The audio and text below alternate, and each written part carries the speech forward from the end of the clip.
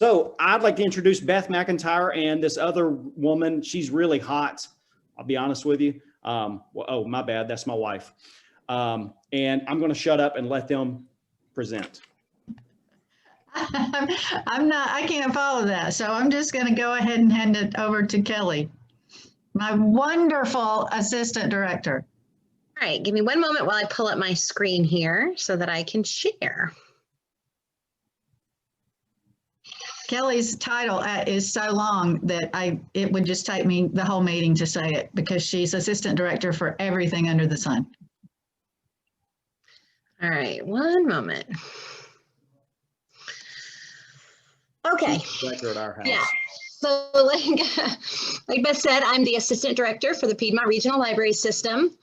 As such, I assist our 10 libraries with collection development, children's services, and outreach. So the outreach wing is what I'm here to talk to you about today, which is, it's been a developing wing of our library service for sure. It's something that all of our libraries have done in some capacity for a really long time, whether or not they've always called it outreach, but we're kind of trying to make a more directed service of it. And a lot of that has to do with our new vehicle that we've got, which is what we're going to show you today, which I'm really excited about. And hopefully you're going to get a chance to come see it in person in the near future. We'll see. All right, before we go forward, I want to go back a little bit and tell you about the history of bookmobiles. Not a lot, just a little bit, because I do think it's kind of interesting. What you see on the left here is the very first perambulating library in London. So that was back in the 1800s. And then on the right, at the top, you'll see the very first bookmobile that was in America. So that was put together by Mary Titcomb, who I have the quote from there: "The book goes to the man, not waiting for the man to come to the book." Hilariously, it was hit by a train. I guess it's not hilarious, no one got hurt, but eventually it was hit by a train and was replaced by the automobile that you see down below in 1904. And bookmobiles have looked really, really different throughout the years. So, you know, you kind of see them through the decades here. On the very first one there is from the 20s. In the middle there is in the 30s. Eleanor Roosevelt, I believe, put together the pack horse librarians. It was hundreds of women who would ride horses through the mountains of Kentucky to bring books out to the people in rural areas who had zero access to any kind of education, any kind of books, anything else. They would ride hundreds of miles a day to make sure they traveled their routes. And then again, just the changing look of bookmobiles throughout the year, from, you know, something that looks like an RV to something that looks like kind of a sketchy van there from the 70s, all the way up to a little bit closer to what it looks like now, more like a bus. And nowadays, bookmobiles come in all kinds of shapes and sizes. Book bikes, bookmobiles that are purely tech. That's what that one there where you see the Oakland, that's the bright blue one. That's purely a tech mobile. So they just drive around bringing high-tech computers, VR, all kinds of other like STEAM-related technology to residents of the city. And not just that, around the world, I mean, people use donkeys, they use elephants, they use boats from Norway and camels. Bookmobiles are a very interesting thing all around the world. It's mostly people who are passionate about making sure that their people have access to books, access to education, and access to all the information that they can bring them. So nowadays, what even is outreach? When we say the words outreach, it kind of literally means just that. We reach out beyond the four walls of our libraries to make sure that we can bring library services out to people that can't get to us. We rely so much on people to step inside the library to access our services. And you know, if you ever meet someone who hasn't been in a library in a really long time, they really have no idea kind of all that we have to offer. And that's so sad to us. It's really difficult sometimes to make sure that we're catching everybody that we can to tell them how incredible libraries are and everything that we can offer them. So that's where outreach comes in. We literally go outside of the building, all sorts of places. Lots of libraries do homebound delivery for people that cannot leave their houses. We have the GLASS service with the state of Georgia, which is the Georgia Library for Accessible Statewide Services, I believe. Nailed it. So they do books by mail, audio books by mail. They help people who have vision, low vision issues and or mobility issues. If someone has trouble holding a book, GLASS steps in and can help them. And all of those deliveries go straight to their house. Outreach also means lobby stops. That means we kind of pull our vehicles up to the building and we roll in carts or set up tables inside an area where we can check out books or complete any other library services, get library cards, access any of our e-materials, anything like that. We have done what essentially equate lobby stops with the Barrow County Senior Center and several other different kind of organizations. Some libraries even have vending machines or kiosks. What you see pictured there is one of our sister libraries down in the Chattahoochee Valley near Columbus. They have vending machines that patrons can access 24 hours a day, which are pretty cool. And then of course the bookmobiles and pop-up libraries, which are my particular love. So what's the difference when you're talking about a bookmobile or a pop-up library? So a bookmobile is, it's exactly what you think it is. It provides services to rural and remote locations. It's basically a library on wheels. Usually they're large enough they can carry a pretty large collection. And the main purpose is to get outside of the building and equalize the opportunity for everyone in the community to access the library. Now, when you're talking about pop-up libraries, that is more of a trend over the last, I don't know, maybe 10 years. We have run a pop-up library for a couple years now, and what that looks like is we would take our small library vehicle, go to a location, unload everything, set up a table, and they're really interesting because when we first started doing them, what surprised us the most is kind of that element of surprise that people would have when they would come upon us. So when they would find us at a festival or when they would see us at a local farmer's market, or when they would show up at the senior center for the day and we were there with basically a small library, there was a lot of lovely things that people would say, like, oh my gosh, I haven't been to a library in forever. I have so many fond memories of the library as a child. It was just it was kind of a really novel way to approach people. And so really when we started thinking about planning, a new vehicle for us, we thought, why not both? And so we decided to continue an old tradition with a new modern approach. So on the left there, you're going to see our very first bookmobile from back in the 60s when the Piedmont Regional Library System was formed originally here in Barrow County. It was, I believe, 66, and they had a room in a local school, and then they had this bookmobile. And so the bookmobile would drive all around the county, bringing their services to the people.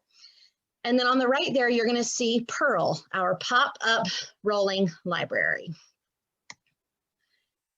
So Pearl has been a long time in the making for us.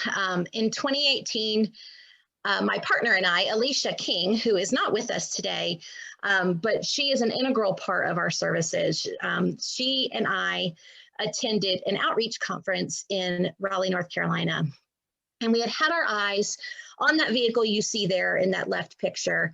That is a vehicle from Colorado, and we had kind of seen it popping up, no pun intended, but we had seen it kind of showing up in the library world, and it always intrigued us. It looks very, very different than most bookmobiles that you're going to see. Again, most bookmobiles are large. They're pretty large. They're at least the size of a van. Some of them are the size of a bus, and even more are the size of like transfer trucks. They carry huge collections. And we knew that we wouldn't really need anything that big, nor would we be able to really maintain it or anything to the level that those kind of vehicles require. And so this one intrigued us. Well, at that conference, we got to meet the people who custom built that. And so then in May of 2019, Beth sort of shocked our world kind of with the announcement that we could start the planning process and we could purchase a vehicle for our library's use. So we spent the better part of that year building ours, and we went immediately back to Summit Body Works from Colorado, who built that first vehicle, and we said, we want that. And so we worked closely with that team to customize it. They made some changes, we made some changes. And it got underway. And then May of last year, 2020, it was finally ready, just in time for COVID to pretty much shut down everything, which really put a damper on things. But we did manage to go out and get her. And then she took a really exciting cross-country trip. So here's her specs, in case that's something you're interested in. But she's basically an F-250 truck. That's the base. And then they have customized a box that goes on the back of it. It opens from the side, so there is some storage in the back, but you do not walk onto the vehicle. Everything happens outside of the truck. It's not much bigger than a standard truck, so it's easy to drive. It does not require a special license. You can fit it in a normal parking spot, all of that. So she is super versatile, where we can take her and the ways that we can use her. This is a little peek into the design process. Summit has a design team that we worked with to kind of tweak her look. We knew we wanted it to be bright and eye-catching and really attractive. And we went through a couple versions, which are two of the ones we see there up on top. This also coincided with a logo redesign. So we had a lot of conversations back and forth about colors, how we wanted it to feel, how we want the public to react to it. And then down there at the bottom, you'll see her final mock-up. And then here she is. Whether or not, I don't know how many of you know that, but Ben flew out there with us and he and I drove her back. So again, she was made in Colorado, just outside of Denver. And we had to take our trip 1,500 miles back through 7 different states to bring her home. So we got to see a lot of really neat things along the way. That alpaca you'll see in the middle there is our Pearl mascot. It's in honor of Beth, who is an avid knitter, you know that. And alpaca wool is great for knitting.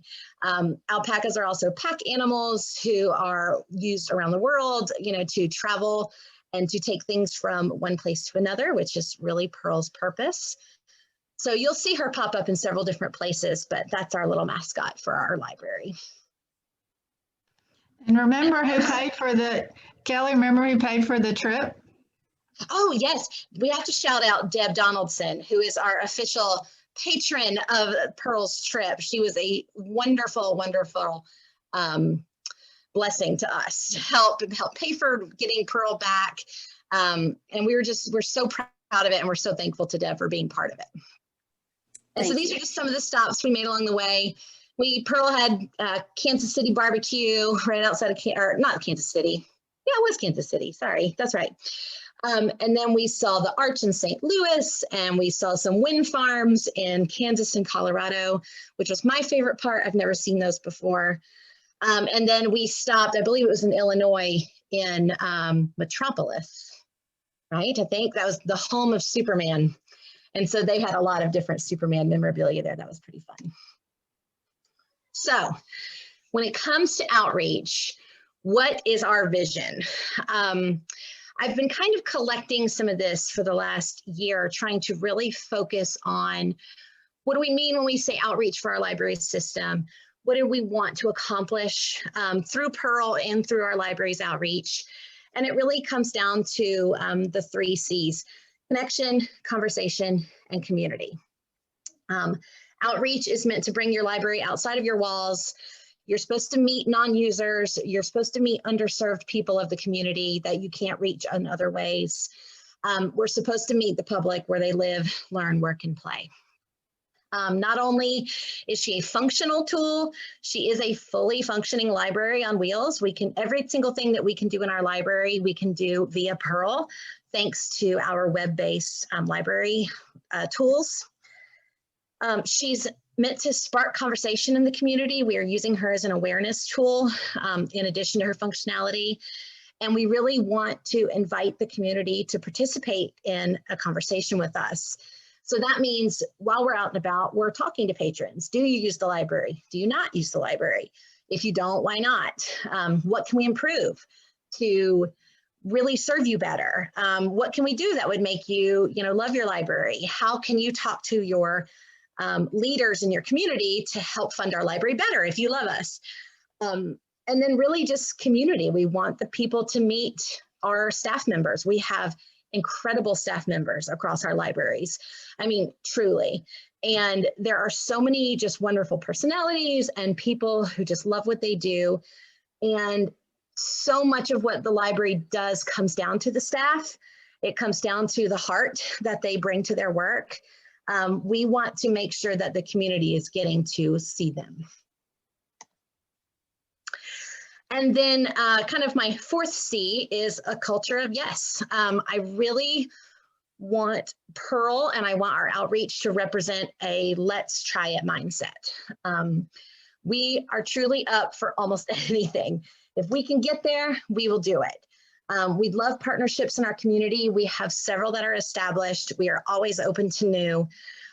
Just with our local libraries, we have school system partnerships, nonprofits partnerships. Through our state library system, we partner with Zoo Atlanta, all of the Georgia parks, sports teams.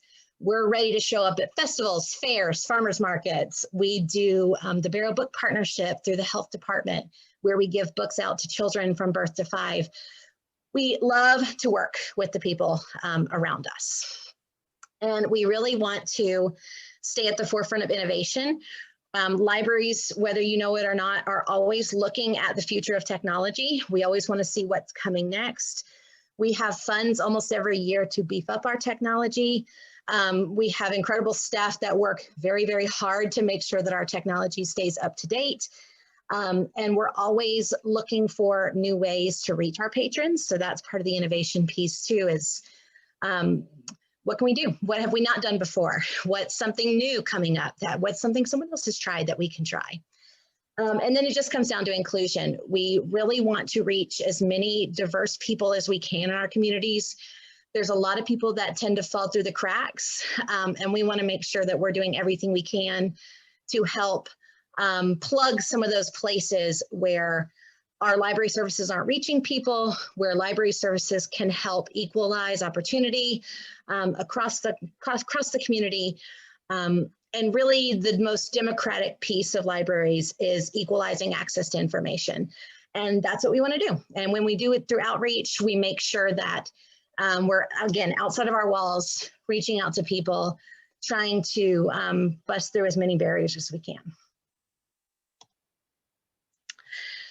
So now that we have Pearl, what comes next? There's a large training piece, as you can imagine, that comes with it. Again, we have 10 libraries, so we're going to be working with staff at every library to be trained with Pearl, how you work her, what all the buttons do, all the kind of minute details about how to drive it, how to plug and play it, all of that. But we are ready for events. I mean, I'll show you some pictures in just a minute.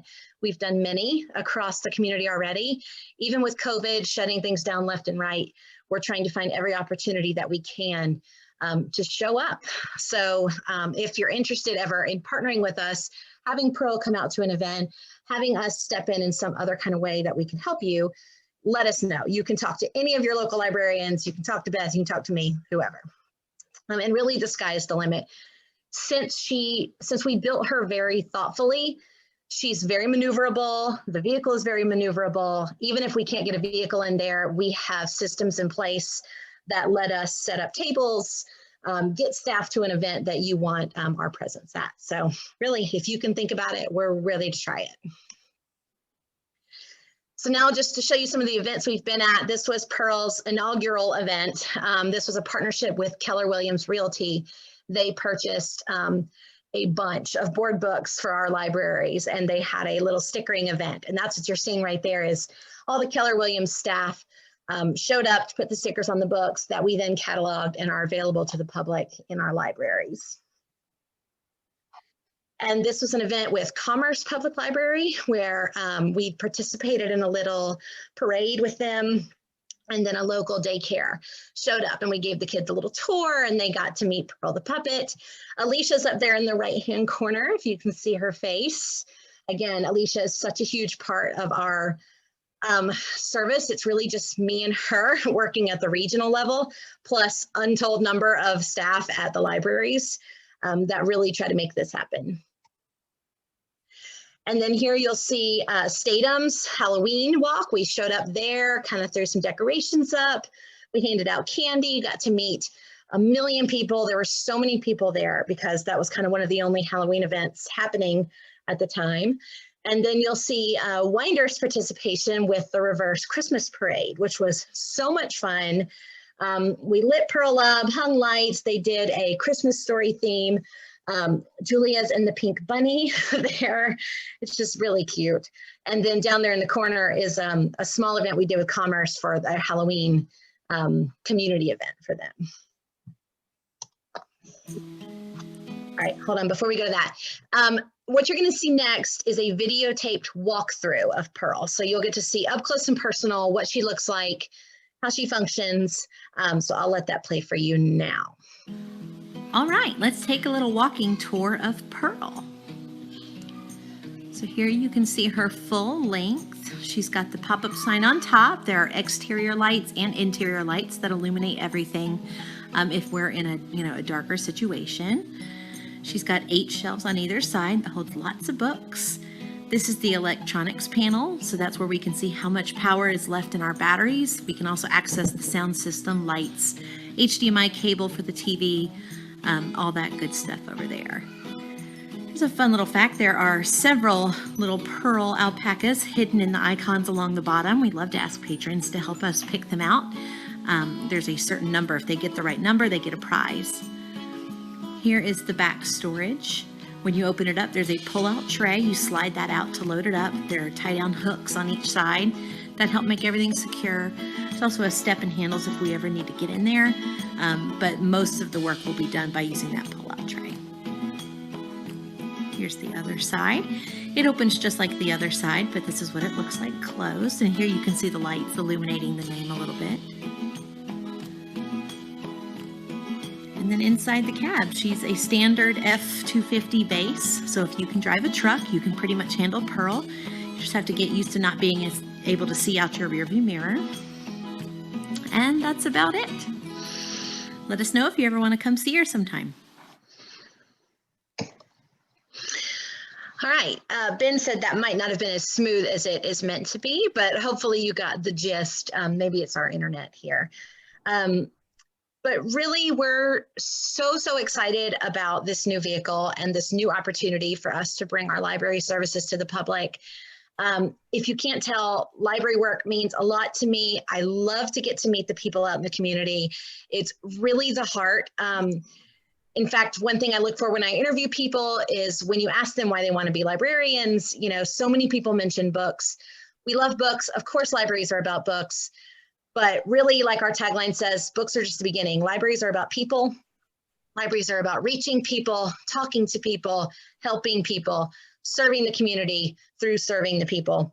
And we love to kind of really partner up wherever we can, plug ourselves into the community wherever we can, and really rise up to meet the needs. COVID has been, everybody knows that. COVID has hit everybody really hard. It has completely changed the way our libraries function in a lot of different ways. And, we've adjusted. I'm super proud of the way everybody has adjusted on the fly and really transitioned our library services to help everybody in the best way possible. So does anybody have any questions? I see there's some stuff in the chat, but I have not looked at it yet. Yes, I've got a couple of questions. Have you guys figured out a way to issue cards when you're out in the community? Yes. So our library system, I feel like I'm saying the wrong word. It's our operating system, basically, is completely web-based. So as long as we have access to the internet, we can issue cards, we can check out books, we can check in books, we can, alter your account. We can do any of that from a standard laptop. Heck, I can even do it from my iPhone. So yes, we can definitely issue library cards on the fly. Cool. Second question, are there community volunteer opportunities to work with you guys when you're out and about? Yes, for sure.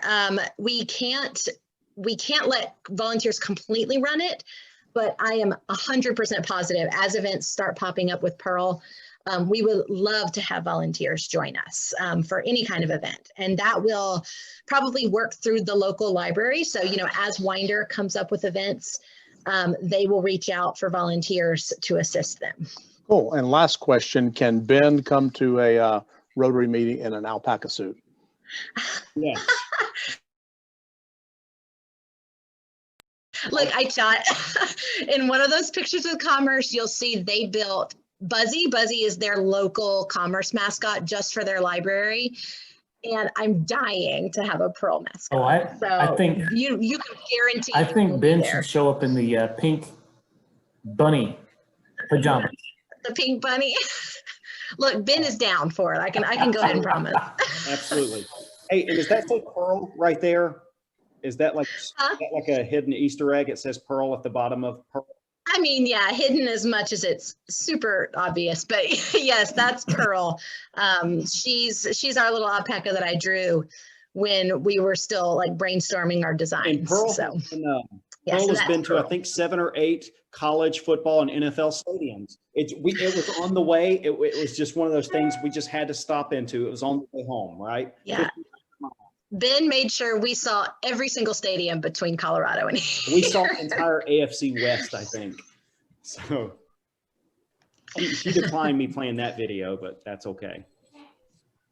Yeah, Kelly created our gorgeous, colorful new logo, and she also created Pearl, the mascot, and she's very talented. And I'll brag on my wife a little bit because that's what you're supposed to do. But on that first slide, when it was showing the different designs that Pearl was originally supposed to be, that wasn't the mock-up from the company. That was Kelly on her iPad drawing it. So, and then they took that idea and made it final. But she's brilliant, and I married up. Any questions? That's very sweet. Yes, we, to put it mildly, we did not like the original designs that came through. And so I could not sleep one night just thinking about it. And played around quite a bit. So I see there was a question here from Tracy about going through the housing authority locations. And I know Beth responded, we're working on it. Yes, we are working on it. Of course, that would be something we would love to do. Again, with COVID, it has really put a crimp in what we were expecting to be at this year, but we'll get there. And our Alicia, who I keep mentioning, my partner here, who is the community engagement and administrative, oh boy, Beth, that one's even longer than mine. Administrative services coordinator. Yeah. Term for her. But she helps me, she helps create the outreach services that we have. She is working on what we call strategic summer stops, which is a plan that we are putting together for Pearl to kind of have a route in the summer where we can hit certain locations, certain housing developments, and, hand out books to kids, check out books, get library cards. That is still very much in the early stages of being created, but hopefully within, if not this year, within the next, year or two, we'll have that up and running for the community. All right, guys, any final questions? Kelly. Tracy Yes, got my question about the community support. I think this would be a great service project for us. If you do anything in the library, we're not librarians, but y'all could tell us if there was anything that we could help out. Oh, I would love that. Thank you very much. It's a really fun thing to work with because she's so bright and colorful and people just react really well to it. It's really is a fun event to work anytime she's out and about. So we will definitely be reaching out to Rotary to assist us with things in the future. Thank you for offering. And it's really Kelly, phones and speakers, so it's its own sound system there too. so Kelly, how did you Yes. figure out this vehicle is a female? Oh, that's a good question. I don't really know. I guess she could really be any gender if we wanted her to be. I've just always referred to her as her. When I drew our little alpaca, you know, we drew her little eyelashes. And like I said, she was kind of in honor of Beth. And she just became a she. And that's always been my affectionate way of referring to her. Pearl is I've never heard of a boy named Pearl. But I guess you could have a boy named Pearl. Very true. Kind of like a boy named Sue. Like a boy named shoot. Sue. Yeah. Shoot, I didn't put it in here. I should have looked at my list. Commerce City had a competition between their city departments recently, and they had to build a little structure that represented their department that would hold a certain number of cans. It was for a can drive. And Kelly, one of the staff members there, built a mini Pearl, and it's like a really, I say it's small. I mean, it goes up past her waist, but it's a little tiny pearl. It's really a cool thing that she did, but she named it Mini Pearl, which I'm sure all you know who Mini Pearl was. But that was really funny, and that was such a fun thing for her to do. All right, guys. So we're here at the end of the meeting at 12:59.